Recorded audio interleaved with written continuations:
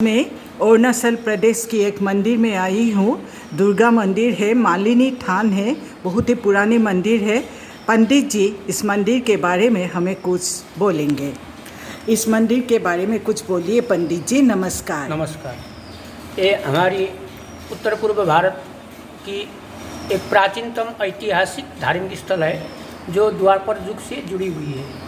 भगवान कृष्ण जब रुक्मिणी जी का हरण करके द्वारिका ले गए थे तो इसी मार्ग से होते हुए द्वारिका ले गए थे। तो यहाँ से कुछ दूरी पर पूर्व की साइड में रुक्मिणी जी का माँ पिता जी का घर आज भी भीष्मक नगर से के नाम से जाना जाता है। वहाँ से जब भगवान कृष्ण रुक्मिणी जी का हरण करके लाए थे तो यहाँ पर कुछ देर विश्राम किया था। और आकाशी गंगा यहाँ से 4-5 किलोमीटर के अंतर में है, वहाँ पर उन्होंने स्नान किया था। जब ये विवाह कुछ विवादित भी था, कारण रुक्मिणी जी का अपने भाई ने शिशुपाल के साथ विवाह तय कर चुका था, परंतु माँ लक्ष्मी का अवतार होने के कारण कृष्ण जी से ही रुक्मिणी जी का विवाह होना ये ध्रुव सत्य होने था।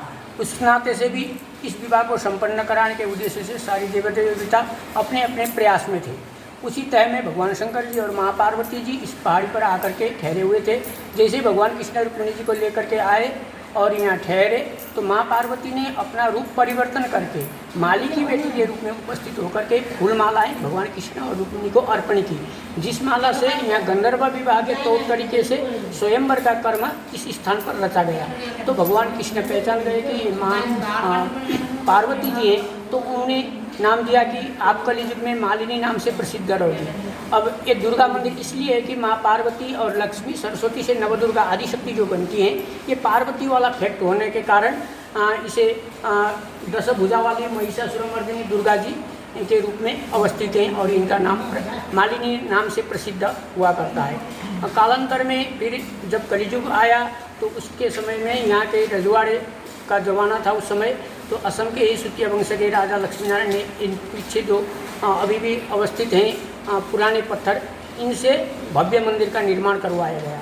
तो वो मंदिर आज की तकनीक नहीं थी, उस समय इंटरलॉक सिस्टम से बनवाया गया था।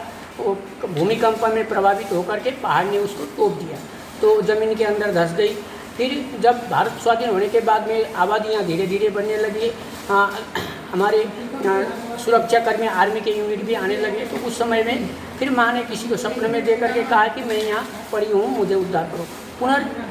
यहाँ सर्वे कराई गई, फिर उसके बाद में उसी मूर्ति को यहाँ अवस्थित किया गया।